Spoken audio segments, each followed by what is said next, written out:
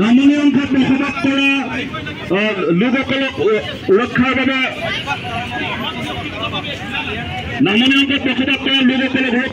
বিজ্ঞানসন্মত মাথাউৰি নিৰ্মাণ কৰক। নামনি অংশত বসবাস কৰা লোকসকলক ৰক্ষাৰ বাবে বিজ্ঞানসন্মত মাথাউৰি নিৰ্মাণ কৰক। ক্ষতিগ্ৰস্ত লোকসকলক উচিত ক্ষতিপূৰণ প্ৰদান কৰক। ক্ষতিগ্ৰস্ত লোকসকলক উচিত ক্ষতিপূৰণ প্ৰদান কৰক। NEPCO go back! NEPCO go back! NSPC who's here?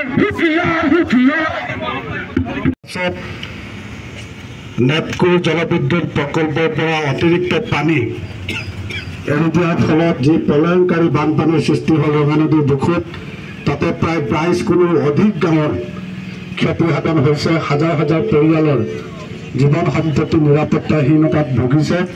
তো ইয়াৰ এটা স্থায়ী সমাধান বিচাৰি আমি আজি অৱস্থান ধৰ্মঘট কাৰ্যসূচীটো ৰঙা নদী পাৰত ৰূপায়ণ কৰিছোঁ।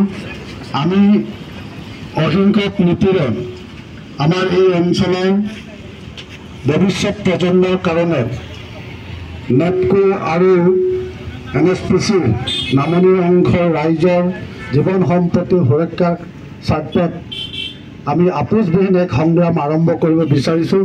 আৰু এই সংগ্ৰামত আপোনালোক আহি সকলোৱে সহযোগ কৰাৰ কাৰণে আমি লখিমপুৰ জিলা সমিতি PMPK MMK নিমেকেবাঙৰ পৰা ধন্যবাদ আৰু কৃতজ্ঞতা জনাইছোঁ। আমি আপোনালোকক অনুৰোধ জনাওঁ, আমি 3 ঘণ্টা ইয়াতে অৱস্থান ধৰ্মঘট কৰিম। সম্পূৰ্ণ গণতান্ত্ৰিক প্ৰক্ৰিয়া আমি কৰিম। আমি ইয়াত কোনো অহিংসা নীতিক প্ৰশ্ৰয় নিদিওঁ। কোনো ধৰণৰ ইয়াতে আমি ৰোড ব্লকেট বা ধৰ্ণা এনে ধৰণৰ কাৰ্যসূচী আমি আজি ইয়াৰ পৰা দূৰতে থাকিম। কিন্তু আজিৰ এই অনুষ্ঠানৰ পাছত যদি অসম চৰকাৰ মাননীয় মুখ্যমন্ত্ৰী হেনে খুব তৎকালে ৰঙা নদীৰ বান পৰিস্থিতি বুজ ল'বৰ কাৰণে দুদিনৰ পিছতে আমাৰ অঞ্চলত আহি তেখেতে ৰাইজৰ ওচৰত থিয় দিছিলে।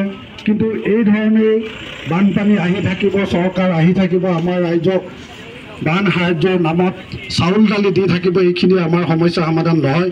বিশেষকৈ আমাৰ